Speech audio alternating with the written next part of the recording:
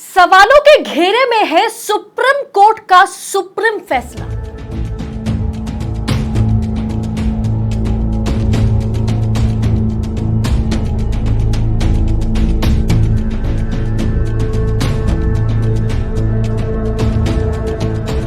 चुनाव से पहले सुप्रीम कोर्ट के ईवीएम वीवीपैट पर दिए गए फैसले पर सवाल उठ रहा है। क्या कोई दबाव के चलते सुप्रीम कोर्ट ने ऐसा फैसला सुनाया?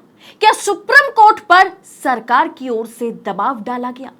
आज इस वीडियो में आपको बताऊंगी फैक्ट्स के साथ कि कैसे वीवीपैट और ईवीएम मामले में पर्दा डाला जा रहा है कई सालों से।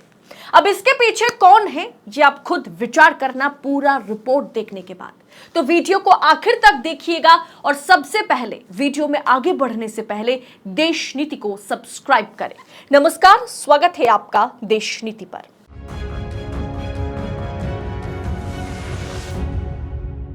देश नीति, केवल सच्ची और पक्की खबरें। देश में चुनाव इलेक्ट्रॉनिक वोटिंग मशीन यानी ईवीएम से ही होंगे, बैलेट पेपर से नहीं। इसके अलावा ईवीएम से वीवीपैट स्लिप की 100% क्रॉस चेकिंग भी नहीं होगी। सुप्रीम कोर्ट ने शुक्रवार को इन मामलों से जुड़ी सभी याचिकाओं को खारिज कर दिया और बड़ा जोर का झटका जनता को और विपक्ष को दे दिया। जस्टिस संजीव खन्ना और जस्टिस दीपंकर दत्ता ने कहा कि हमने प्रोटोकॉल तकनीकी पहलुओं पर विस्तार से चर्चा की है। इसके बाद हमने एक फैसला लिया है। पहला कि सिंबल लोडिंग प्रक्रिया के पूरा होने के बाद सिंबल लोडिंग यूनिट को सील कर दिया जाए।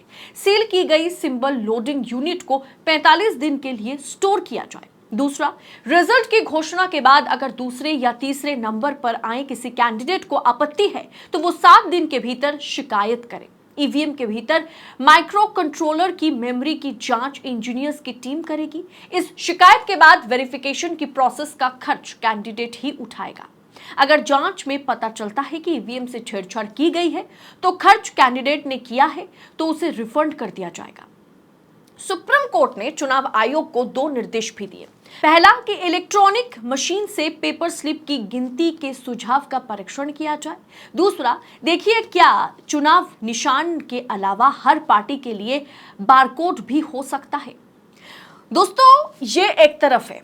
अब सवाल है कि अगर सुप्रीम कोर्ट ने कह ही दिया है कि नहीं, 100% की चेकिंग क्रॉस चेकिंग नहीं होगी, ईवीएम में डाले गए वोट और वीवीपैट से निकली पर्चियों के बीच मिलान कराने की कोई जरूरत नहीं है, ईवीएम पारदर्शी है, ईवीएम के साथ कोई छेड़छाड़ नहीं की जा सकती, फिर इन तमाम सवालों का कोई मतलब नहीं होता कि एक तरफ सुप्रीम कोर्ट ने सरकार को क्लीन चिट भी दे दी, चुनाव आयोग को, ईवीएम को, वीवीपैट को क्लीन चिट भी दे दिया है सुप्रीम कोर्ट ने, तो वहीं दूसरी तरफ कहा जा रहा है कि अगर ऐसा कुछ होता है तो हम उसके बाद कार्रवाई करेंगे। दोस्तों, हमने देखा पिछले कई चुनावों में जब इस तरह के घोटाले या घपलेबाजी सामने आई या शक पैदा हुआ तो उसके बाद चुनाव आयोग को नोटिस भेजा गया, चुनाव आयोग को पत्र लिखा गया, चुनाव आयोग में शिकायत दर्ज कराई गई, लेकिन उसके बाद क्या कुछ होता है आप जानते हैं।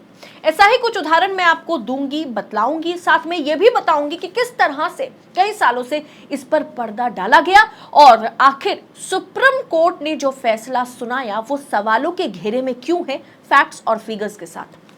दोस्तों, सुप्रीम कोर्ट का यह फैसला सवालों के घेरे में आ गया है। क्या सुप्रीम कोर्ट पर दबाव बनाया गया? ये सवाल भी उठ रहा है।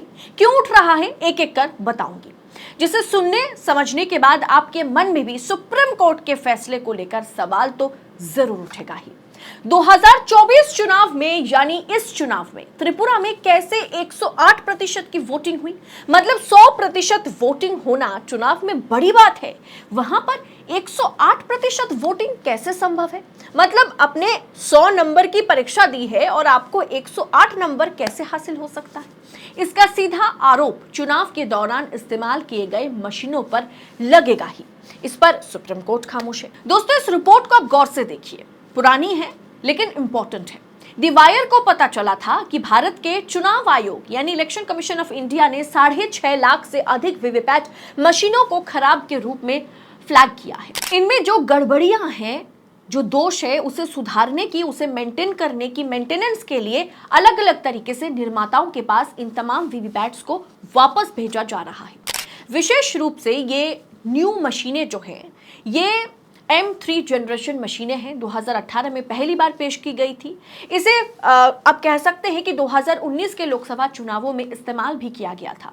कुल 17.4 लाख वीवीपैट को लोकसभा चुनावों के लिए उपयोग किया गया था, अधिसूचित किया गया था और विधानसभा चुनाव भी साथ साथ हो रहे थे। इसका मतलब यह है कि इन मशीनों में से 1/3 यानी कम से कम 37% चुनाव आयोग द्वारा खराब पाई गई, उसे वापस भेजा गया। इससे भी ज्यादा चौंकाने वाली बात यह है कि वीवीपैट की पूरी जो श्रृंखला है उसे भी बदला जा रहा है। उदाहरण के लिए आप मानिए कि electronics corporation of India limited Hyderabad को भेजी जाने वाली मशीनों में EVTEA 0001 से लेकर के EVTEA 99999 तक की श्रृंखला को दोषपूर्ण यानी कि आप खराब पाए जाते हैं, इसे चिन्हित किया गया है। दोस्तों, मालूम है कि वीवीपैट ईवीएम से जुड़ी एक स्वतंत्र प्रिंट प्रणाली है, एक मशीन है। जब मतदाता वोट डालते हैं तो वीवीपैट से निकलने वाली पर्ची उनको ये बताती है कि उनका वोट किस प्रत्याशी को गया है, जिसे वाकई उसने वोट किया है उसे गया है या नहीं। हर ईवीएम के साथ वीवीपैट मशीन लगाई जाती है। दरअसल मतगणना यानी वोटिंग के दौरान और काउंटिंग के दौरान अक्सर ईवीएम से छेड़छाड़ के आरोप लगाए जाते हैं। इसीलिए विपक्ष अक्सर वीवीपैट की पर्चियों की गिनती की मांग करने पर बल देता है और अब इस मामला जब सुप्रीम कोर्ट पहुंचा ये मामला, तब उसे रफा दफा कर दिया गया।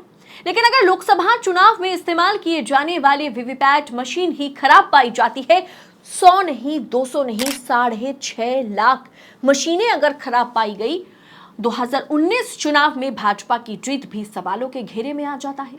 दी वायर ने आगे खुलासा किया था इस रिपोर्ट में कि नई दिल्ली के निर्वाचन सदन निर्वाचन आयोग में चुनाव आयोग के मुख्यालय से निर्देश जो है वो 27 जनवरी 2022 को भेजे गए थे। 8 अक्टूबर 2021 को चीफ इलेक्शन कमिश्नर द्वारा लिए गए एक निर्णय के बाद दोषपूर्ण यानी जो मशीनें खराब है, जो दोषपूर्ण है, जो त्रुटिपूर्ण है, जो खराब है, जिसमें कुछ गड़बड़ी है, उन तमाम वीवीपैट्स को मरम्मत के लिए भेजा जा रहा था। दी वायर को पता चलता है कि ये सब कुछ निर्देश आयोग को नहीं भेजा गया। एक विपक्षी राजनीतिक दल के एक सदस्यों ने कहा कि हमें दिसंबर में सूचित किया गया था कि वीवीपैट को स्थानांतरित कर दिया जाएगा बाहर और हमारी सहमति देने के लिए कहा गया था। जब हमने पूछा कि मशीनों में क्या खराबी है तो मशीनों की पूरी श्रृंखला को क्यों हटाया जा रहा है, जब विपक्ष ने यह सवाल पूछा तो इसकी स्पष्टीकरण जो है चुनाव आयोग नहीं दे पाया। दी वायर ने इलेक्शन कमीशन से 10 अप्रैल 2022 को इस पर जवाब मांगा था, जबकि इलेक्शन कमीशन ने इस पर जवाब देने से पहले तो दूरी बनाई और उसके बाद उन्होंने साफ कर दिया कि 6.5 लाख वीवीपैट मशीन्स खराब पाए नहीं गए, बल्कि उसमें जो है 3.4 यानी लगभग 3.5 लाख ईवीएम मशीन खराब है, जिसे वापस भेजा जा रहा है। वो 6.5 लाख का आंकड़ा नहीं है। चुनाव आयोग ने साफ कर दिया 6.5 लाख नहीं, 3.4 यानी 3.5 लाख मशीनें खराब हुई है, जिसकी मेंटेनेंस के लिए हम उसे वापस भेज रहे हैं। मतलब लगभग 150 लोकसभा सीटें सवालों के घेरे में आ गया। 150 लोकसभा सीटों के नतीजे पर बड़ा प्रश्न चिन्ह लग गया। लेकिन फिर 5 साल तक सरकार चली, उसके बाद कुछ नहीं हुआ। ये जो आज सुप्रीम कोर्ट ने कहा है ना कि अगर ऐसा कुछ गड़बड़ी पाई जाती है, ऐसा कुछ गड़बड़ी की जाती है तो हम इस पर उचित कदम उठाएंगे, चुनाव आयोग उचित कदम उठाएगा। लेकिन दोस्तों आप बताइए, जब ये पता चला कि 2019 में इस्तेमाल किए गए, मैं मानिए कि हम चुनाव आयोग की बात मान लेते हैं, दी वायर की रिपोर्ट पर नहीं जाते हैं, तो कम से कम 3.5 लाख वीवीपैट मशीनें खराब पाई गई थी 2019 चुनाव में। मशीनें अगर खराब पाई गई तो सोचिए चुनाव किस तरह से अपारदर्शी हो जाता है। उसके बाद ये मामला सुप्रीम कोर्ट पहुंचा, चुनाव आयोग के पास है, पब्लिक डोमेन में है रिपोर्ट से इस पर। लेकिन चुनाव आयोग ने क्या किया, सुप्रीम कोर्ट ने क्या किया, सरकार ने क्या किया? सोचिए अगर 2019 चुनाव में चुनाव आयोग का ही मान लेते हैं कि 3.5 लाख वीवीपैट मशीनें खराब थी। रिजल्ट के दौरान 100% ईवीएम में डाले गए वोट और वीवीपैट से निकली पर्चियों की गिनती होती तो शायद फिर से चुनाव होता, लेकिन ऐसा नहीं हुआ। बाद में पता चला कि मशीनें खराब है। ऐसे में आज सुप्रीम कोर्ट के इस फैसले ने आम जनता की मन में जो शंका पैदा हुआ था उसे फिर एक बार हवा दे दिया। सुप्रीम कोर्ट पर कहीं ना कहीं दबाव या प्रेशर तो नहीं है, ये सवाल उठ रहा है। वरना ईवीएम बैन हो या ना हो, लेकिन ईवीएम और वीवीपैट की 100% मिलान पर कैसे सुप्रीम कोर्ट मुंह मोड़ सकता है, कैसे पीछे हट सकता है? क्या विपक्ष और जनता के मन में ईवीएम और वीवीपैट को लेकर के, चुनावी प्रक्रिया को लेकर के जो सवाल पैदा हुआ है, उसका समाधान करने के लिए कुछ तो सुप्रीम कोर्ट को करना चाहिए था? आपको क्या लगता है, क्या सुप्रीम कोर्ट पर दबाव बनाया गया? 2024 का चुनाव कितना फ्री एंड फेयर होगा, कितना पारदर्शी होगा, इस पर आज एक बड़ा प्रश्न चिन्ह खुद सुप्रीम कोर्ट ने लगा दिया है। लेकिन क्या ये किसी के दबाव पर लगाया गया? क्या सुप्रीम कोर्ट जिस तरह से पीछे हट गया, क्या ये सरकारी दबाव के चलते हुआ है? आपकी राय इस पर क्या होगी, ये सवाल मैं आपके लिए छोड़ करके जाती हूं, क्योंकि देशनीति का काम आरोप लगाने का नहीं है। देशनीति का काम सत्ता से हर एक मुद्दे पर सवाल उठाने का है। जवाब आपको सोचना होगा, आपको देना होगा। आप इस विषय पर कमेंट बॉक्स में अपनी राय हमारे साथ शेयर कीजिएगा। बाकी साथ ही साथ देशनीति इसी तरह बुलंद और बेबाक आवाज के साथ देशनीति सत्ता से सवाल पूछ सके, इसके लिए हमें आपकी मदद की, आपकी सहयोगिता की सबसे ज्यादा जरूरत है।